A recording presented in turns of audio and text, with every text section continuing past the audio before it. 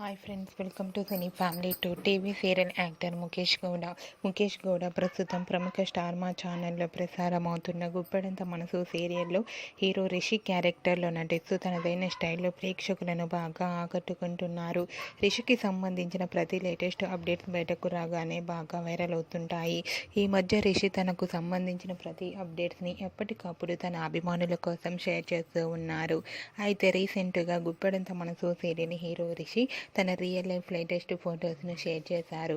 ఆ ఫొటోస్లో రిషి తన ఫ్యాన్స్తో కలిసి చాలా హ్యాపీగా సరదాగా ఎంజాయ్ చేస్తూ చాలా హ్యాపీగా కనిపించారు.